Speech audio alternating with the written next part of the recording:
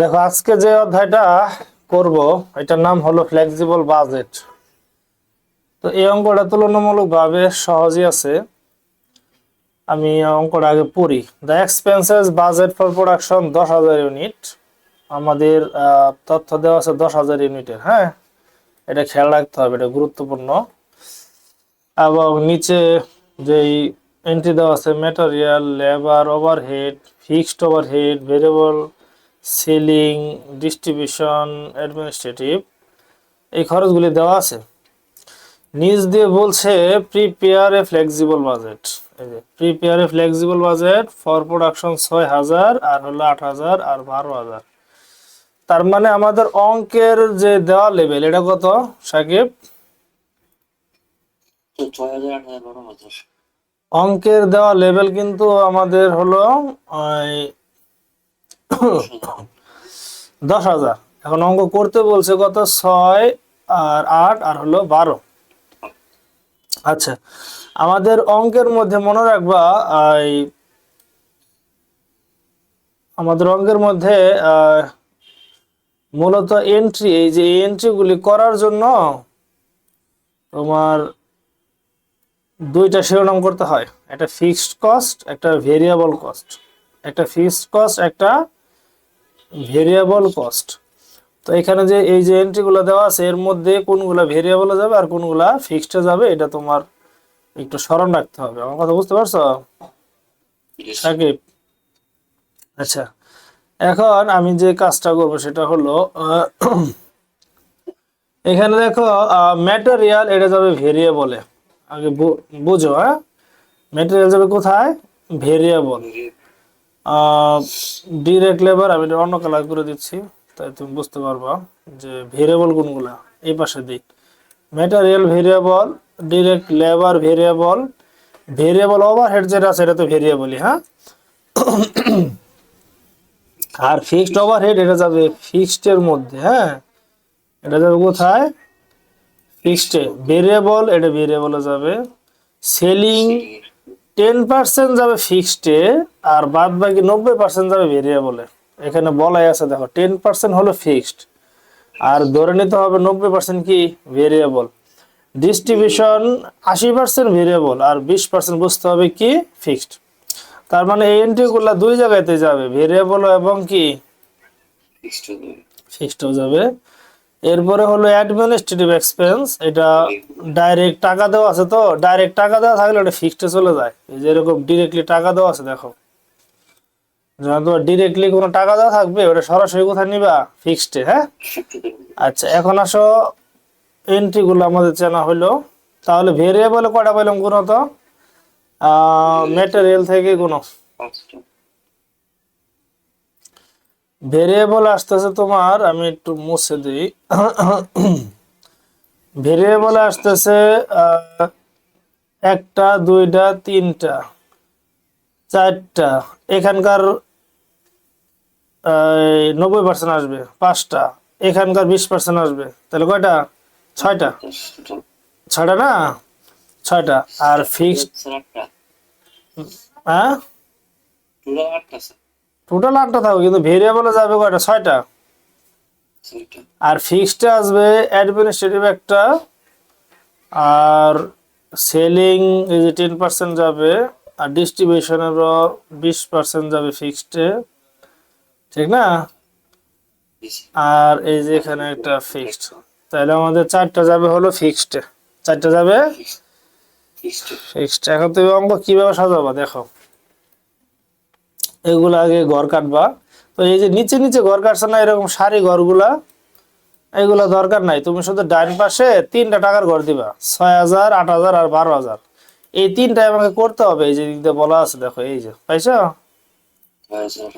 হ্যাঁ, এই 3টা আমাদের করতে হবে। এটা বসাবা।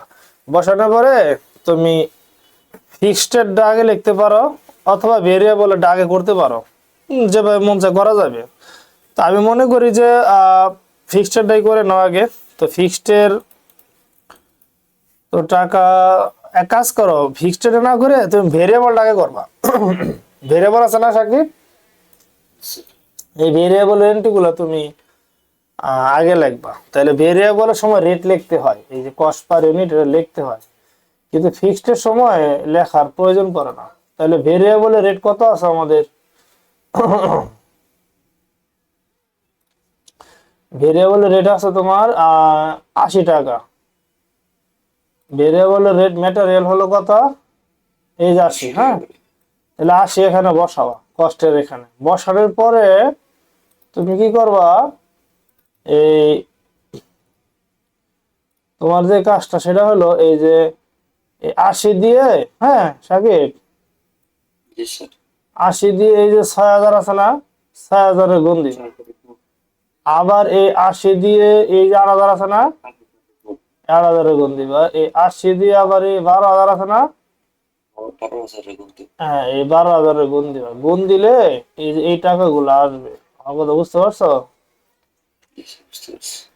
এরপরে ডিরেক্ট লেবার সেম নিয়ম, ভেরিয়েবল ওভারহেড সেম নিয়ম, ভেরিয়েবল এক্সপেন্স 5 টাকা এটাও সেম নিয়ম।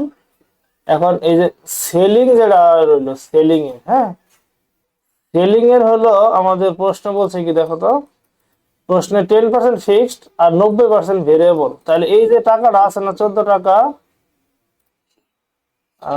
14 টাকা না কত আছে এটা, 14 টাকা, হ্যাঁ 14 টাকার তুমি 10% নিবা, 10% হলো ফিক্সড। এই যে 14 টাকার আগে তো ভেরিয়েবল বলতেছি না, তাহলে 90% যাবে ভেরিয়েবলে, তাহলে 14 টাকার 90% করলে 12 টাকা 60 পয়সা হয়। 12 টাকা 60 পয়সা হয়, বুঝতে পারছো? 12 টাকা 60 পয়সা হয়। এইটা আবার কি করবা তুমি, এটা আবার তোমার এই যে একই নিয়ম, হ্যাঁ হ্যাঁ আবার এই যে 6000 গুণন, আবার এই যে 8000 গুণন, এভাবে গুণ দিতে হবে, বুঝছো? এইভাবে তোমার এগুলো গুণ দিতে হবে। এরপর ডিস্ট্রিবিউশন একই নিয়ম, 80% ফিক্সড একই নিয়ম। এরপরে সরি 80% ভেরিয়েবল একই নিয়ম। এরপরে তুমি ভেরিয়েবল গুলো যোগ করবা, এই ভেরিয়েবলের যেগুলো আছে না এগুলো তুমি যোগ করো, যোগ করে রেখে দিবা। এরপরে ফিক্সড আসবা, ফিক্সড গুলো লিখবা। ফিক্সড গুলো লেখার সময় যেগুলো সরাসরি টাকায় দেওয়া আছে, যেমন এই একটা এন্ট্রি টাকায় দেওয়া আছে, আবার এই একটা এন্ট্রি টাকায় দেওয়া আছে, এগুলো তুমি বসাই ফেলবা। তো ফিক্সড এর নিয়ম কি? ফিক্সড এর নিয়ম হলো যে প্রতি লেভেলে একই টাকা থাকবে, এটা কোনো পরিবর্তন হবে না। এখানে 1 লাখ, এখানেও 1 লাখ, এখানেও 1 লাখ, বুঝতে পারছো? আবার অ্যাডমিনিস্ট্রেটিভ দেখো 50,000 দেওয়া আছে, এখানেও 50,000, এখানেও 50,000, এখানেও 50,000। আচ্ছা এখন তাহলে আমাদের আর যে ফিক্সড রইলো, এই যে 10% ফিক্সড আছে না, 10% ফিক্সড, 10% ফিক্সড আমরা 14% 10% গুলো কত আসে?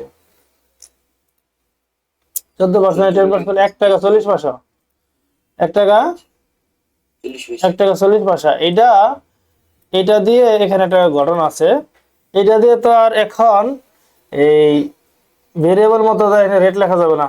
তাহলে 1 টাকা 40 পয়সা দেয়া, এই অঙ্কের যে দেওয়া লেভেল, মনে রাখ ভালো করে, অঙ্কের যে দেওয়া লেভেল আছে না, অঙ্কের দেওয়া লেভেল কত? তাহলে 10,000, আর রেট পেলাম কত? 1 টাকা 1 টাকা 40 পয়সাতে তুমি গুণ দিয়ে দিবা, বুঝতে পারছো? হ্যাঁ হ্যাঁ, না না, এখানে একটা ঘটনা আছে, 1 টাকা 40 পয়সা দিয়ে গুণ দেওয়ার পরে তোমার টাকা আসবে সম্ভবত 14,000 টাকা, ঠিক না? 14,000 টাকা আসবে। এই 14,000 টাকা তুমি কি করবা, এই 14,000 টাকাই তোমার এখানে সব ঘরে বসাতে হবে। এই যে দেখো, এই যে 14 14 14, মানে এখানে ফিক্সড এর নিয়ম হলো যে অঙ্কের যে দেওয়া লেভেল আছে ওই লেভেল দিয়ে গুণ দিয়ে সব ঘরে বসাই দিতে হয়, বুঝতে পারছো?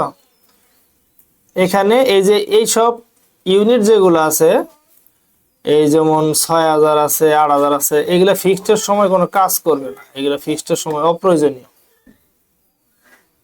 ওকে, বুঝতে পারছো? আচ্ছা এরপরে তোমার যোগ করবা, এদিকে ফিক্সড টাকা এত, এটা এত, এটা এত, যোগ করে, আর ভেরিয়েবল তো এতগুলো হইলো, পরে দুইটার টাকা আবার যোগ করবা, এটার সাথে এটা যোগ, এটার সাথে এটা যোগ, এটার সাথে এটা যোগ, যোগ করে টোটাল কস্ট লিখবা। এটা এটা হলো তোমার অ্যান্সার। বুঝতে পারছো? তো এই হলো একটা ফ্লেক্সিবল বাজারের অঙ্ক। তো করতে থাকো, হ্যাঁ।